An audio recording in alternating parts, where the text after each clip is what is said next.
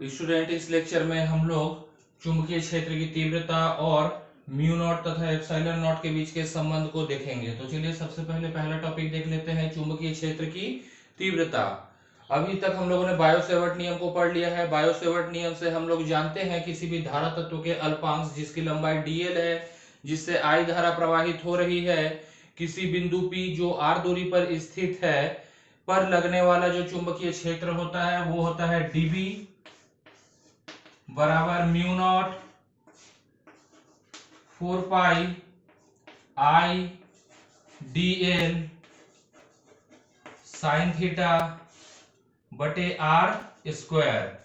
अब यहां पर मैं क्या करता हूं, I बराबर ले लूंगा 1 एम्पियर,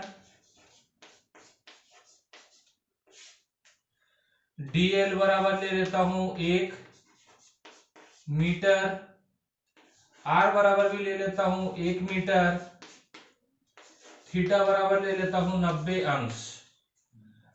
तो यहां पर देखिए dB बराबर आ जाएगा म्यू नॉट बटे 4 पाई का मान कितना होता है 10 के घाते -7। यहां पर हम लोग लिखेंगे टेस्ला। टेस्ला को हम लोग कैपिटल T से प्रदर्शित करते हैं। यहां पर देखिए हुआ क्या है, जो चुंबकीय क्षेत्र की तीव्रता है जिसको B से प्रदर्शित करते हैं, चूंकि अल्प चुंबकीय क्षेत्र है इसलिए हम लोग अल्प चुंबकीय क्षेत्र को dB से प्रदर्शित कर रहे हैं। यहां पर हम विद्युत धारा को 1 एम्पियर ले लिए, अल्पांश की लंबाई को एकांक ले रहे हैं, धारा तत्व जो है उसके सापेक्ष बिंदु P की स्थिति जो है वो लंबवत है। मतलब ऐसे अगर आपका ये धारा तत्व है इसके लंबवत है बिंदु P, तो ये 90 अंश का कोण बन गया। तो साइन 90 का मान कितना हो गया 1, और जो दूरी है उसको भी हमने कितना ले लिया 1 मीटर, और म्यू नॉट बटे 4 पाई का मान रखा तो हमारा चुंबकीय क्षेत्र आ गया 10 के घाते -7 टेस्ला। अब देखिए 10 के घाते -7 को अगर मेरे को 1 बनाना हो तो मैं क्या करूंगा, 10 के घाते -7 में अगर मैं 10 के घाते +7 का गुणा कर दूं तो ये 10 के घाते 0 यानी 1 आ जाएगा, यानी ये क्या आ जाएगा 1 टेस्ला।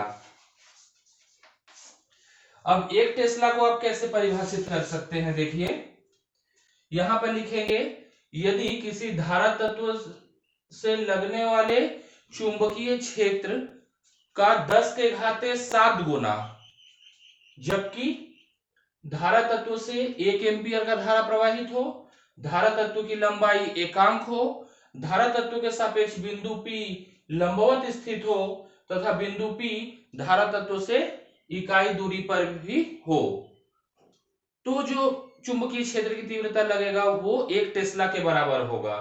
यहां पर हो क्या रहा है, देखिए 1 एम्पियर, 1 मीटर लंबाई, 1 मीटर दूरी और 90 अंश लंबवत स्थिति के लिए जो हमारा चुंबकीय क्षेत्र आ रहा है वो आ रहा है 10 के घाते -7।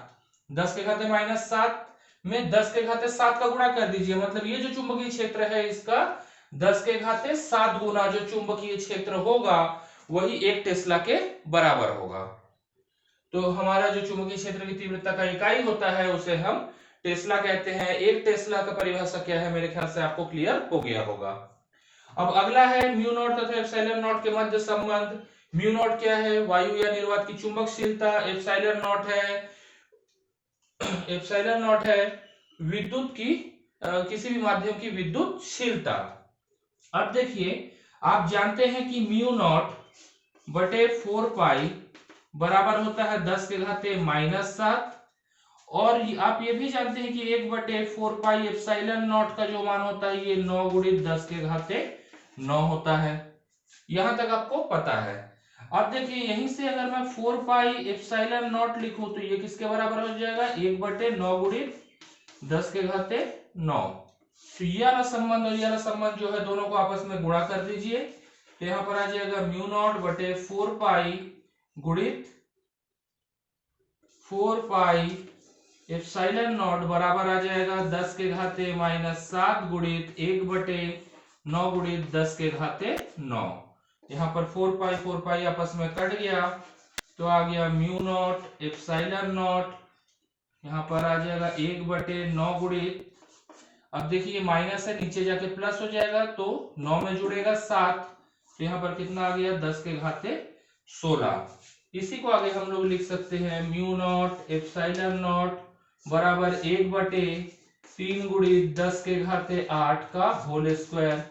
अब 3 गुणित 10 के घाते 8 मीटर प्रति सेकंड का वर्ग, सॉरी मीटर प्रति सेकंड किसके बराबर होता है?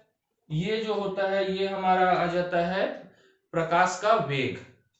ये प्रकाश का वेग है। प्रकाश के वेग को हम किससे प्रदर्शित करते हैं? c से।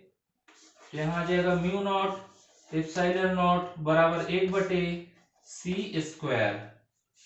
तो c² बराबर आ जाएगा 1/म्यू नॉट गुणित एप्सिलॉन नॉट। तो c बराबर आ जाएगा 1/√म्यू नॉट गुणित एप्सिलॉन नॉट।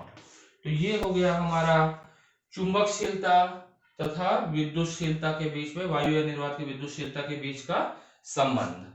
यहाँ पर c जो है वो क्या है? प्रकाश का वेग, जिसका मान 3 गुणित 10 के घाते 8 मीटर प्रति सेकंड होता है। तो ये दो टॉपिक मेरे ख्याल से आपको क्लियर हो गया होगा।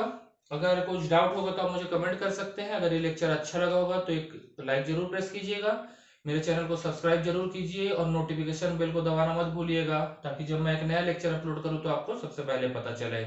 अपने मित्रों और सहपाठियों के साथ इस कोर्स के बारे में को शेयर कीजिए, इस कोर्स के बारे में उन्हें बताइए, ताकि इस कोर्स का उन्हें भी लाभ मिल सके। और जो भी आपका फीडबैक हो कमेंट के माध्यम से मुझे जरूर बताइए। आपको लगता है कि कुछ कमी रह गया है तो उसको सुधारने का हम प्रयास करेंगे। धन्यवाद।